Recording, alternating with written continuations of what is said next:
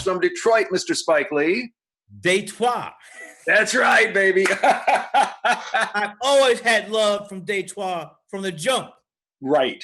And it's been mutual. You guys supported me from the jump too. Since 1986, she's gonna have it. There you go.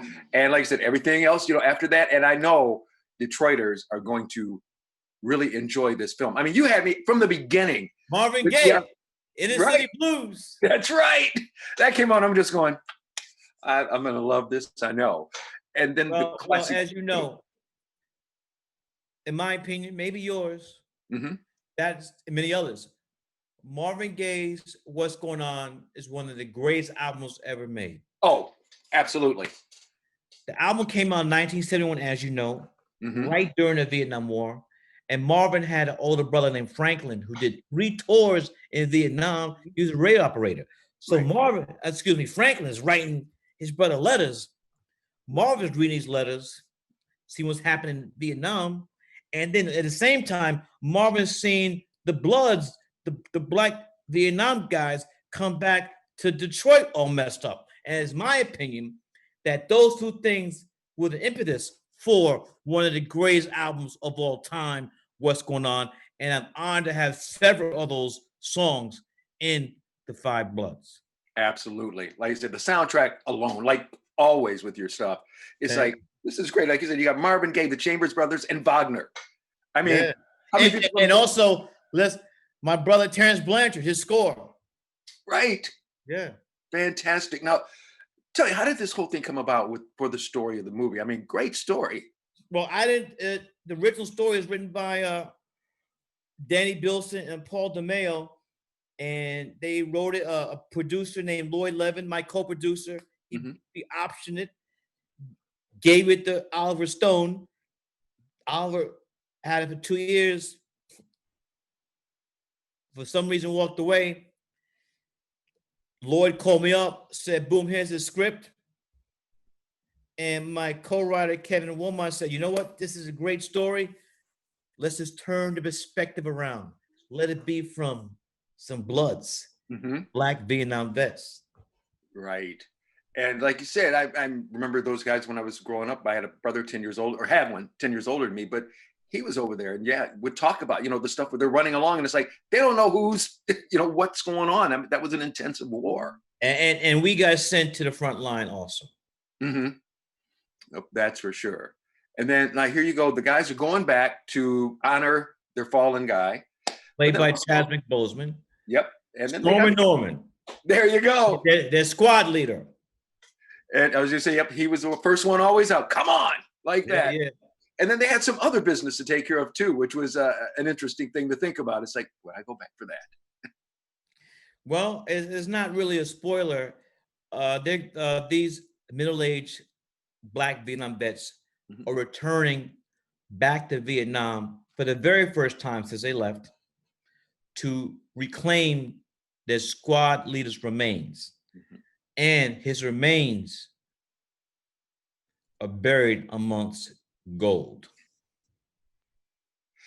That's right. And then at that age, it's like we just got to remember where everything is and see what goes on. Yeah. See what goes on. And then also, it was interesting, of course, having with Delroy's character, suffering from the PTSD. Like Delroy Lindo. Right. Yeah. Like I told him, when people were coming back like that back in the day, they didn't have a name for it. Yeah, there was not a medical term for that. Right. And war is hell. It absolutely is. And not just a Vietnam War, but all wars, when these guys come back, and women too, they don't want to talk about it. It's very hard for war veterans to talk about what they saw. What they saw. Right. Spike, thank you so much. I know Detroiters are going to see this and enjoy. I love Detroit. Detroit. Right. We love you too, man. Take care. Thank you. Gentlemen, pleasure to be gathered with all of you today. Yeah. You too. Be here. Fantastic. Enjoy the movie. I mean, a lot of different things are going on. You've got, certain parts that are funny, certain parts though that are definitely serious. And it just kind of makes you think, because I'm quite sure we all know some Vietnam vets, and to see the stuff that they had to go through in the war, and then you kind of wonder, or kind of haven't even figured out why things turned out for some the way it did, because you guys went back to get the remains of your fallen leader plus some other good stuff, right, Isaiah? Yes, yes, yes. We went. If we found the body, we found the gold. So Uh-huh. so we did both. And it gave us a chance to, as the characters in the movie, to deal with a lot of the memories that we had while we were over there with the guys who were in our platoon. Right. Because Norman, it was like you three had to also watch out for Delroy's character as well, because he had some things that had happened with him. Yeah, it's interesting that the dynamic that you see in the movie actually was the dynamic that you saw that was actually off camera as well, because there were moments that we all had to be together, and then there were moments that Delroy had to be separate because of what he was going through. Right. So it was a very interesting time being over there in Thailand in the 104 heat, and the mosquitoes. We had repellent that we were on, but they didn't care. They were like ice skating on it. So they're like, you're gonna have to do something better than that. Funny, because when we first got over there, we all had this holistic mosquito repellent.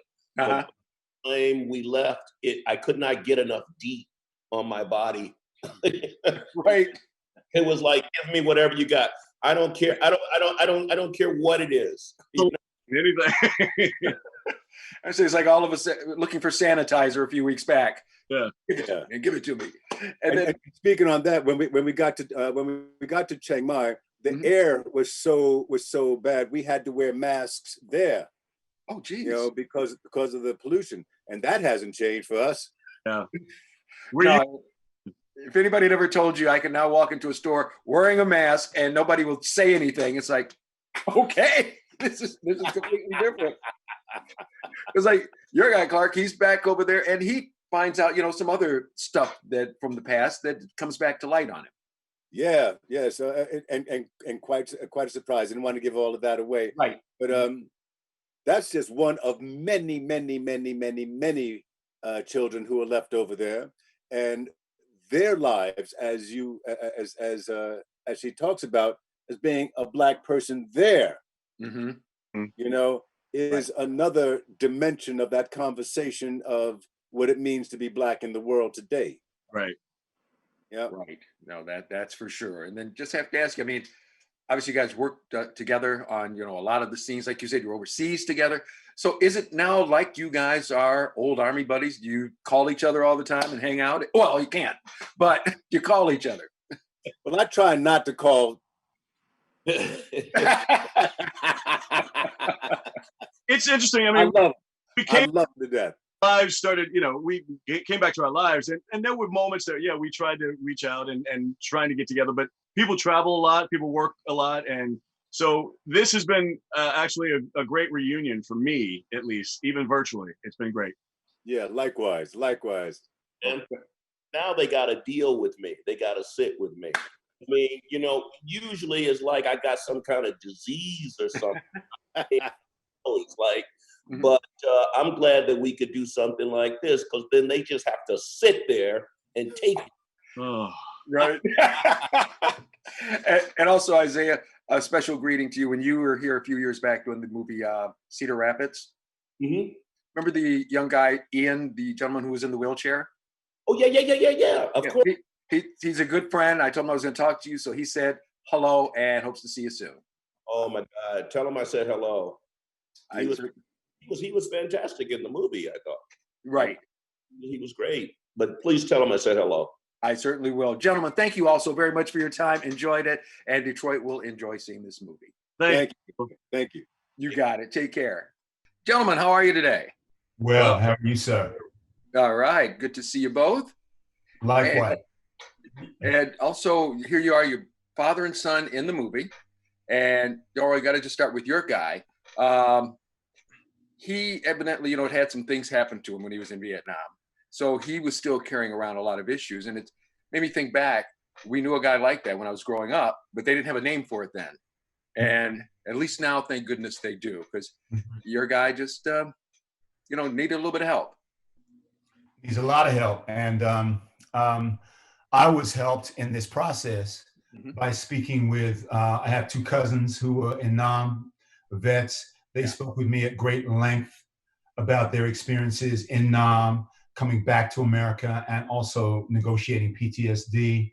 I spoke with additional vets about their experiences. The additional people that I spoke with spoke more about their experiences in Nam, whereas my cousins spoke with me very specifically about their experiences plus their experiences dealing with PTSD.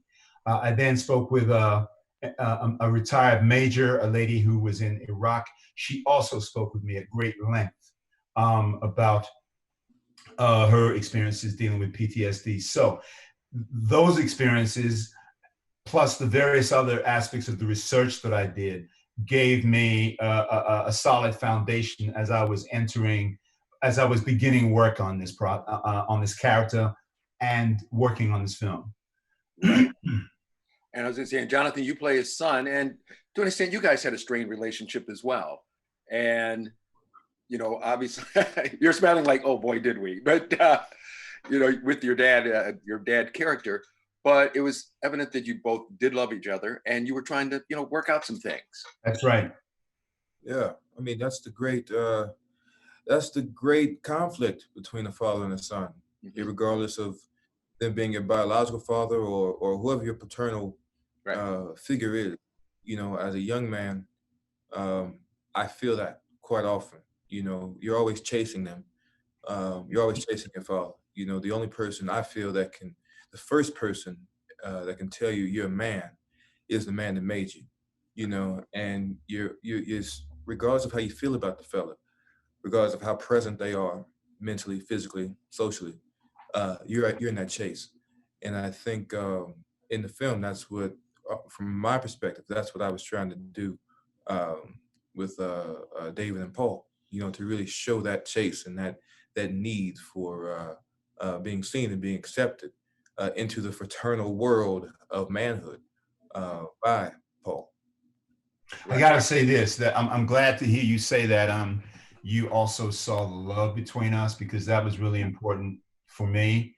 It was nothing necessarily that Jonathan and I spoke about, but I'm glad that it was evident. I hope it was evident. I think it is evident that a component of, to the extent that the relationship is fractious, but these two cats do love each other.